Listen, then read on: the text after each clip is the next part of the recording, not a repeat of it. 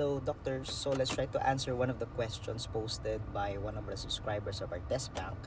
And the question was, the absolute criterion of cardiomegaly is A. Increase in size, B. Increase in wall thickness, C. Increase in weight, or D. Change in shape.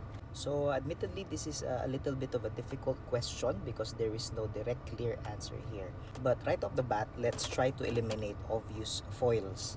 So I think first, change in shape is not really a good criteria for cardiomegaly because changes in shape, although they may happen in cardiomegaly, usually are indicative more of other diseases such as congenital heart diseases.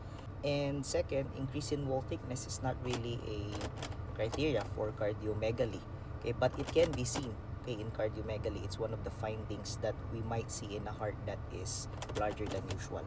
So increase in size or increase in weight are two plausible answers here, and even Robbins states that an increase in the overall size or weight or both, okay, can be called cardiomegaly.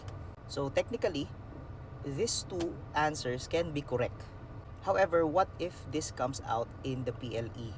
What is the best answer that we can answer here?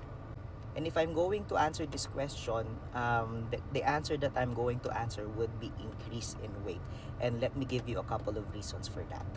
First, we have to understand that size and weight are two different parameters that we use to measure the heart in two different scenarios.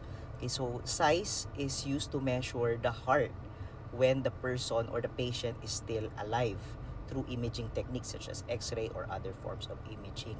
The weight of the heart is usually measured when a patient is already dead during autopsy, when we can take out the heart and put it on a weighing scale.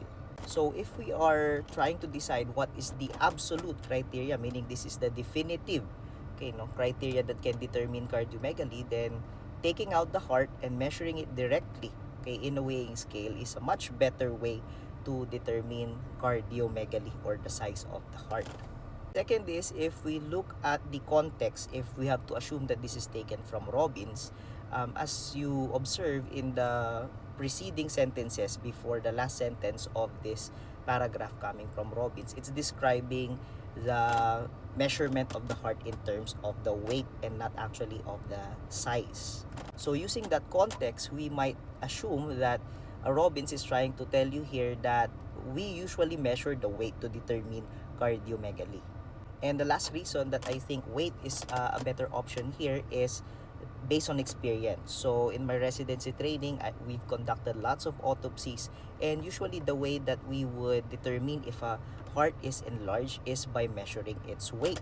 And it's for the simple reason that when you look at normal values for the heart, you usually see normal values for the weight, such as mentioned by Robbins, okay, but not for the size. We measure both the weight and the size, but we rely on the weight, okay, because a lot of normal values coming from references usually describe the normal weight of the adult heart.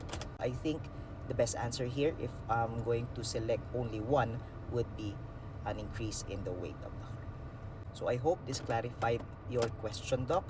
And if you have other questions, please don't be shy to post it in our comment section. As always, stay safe and stay focused.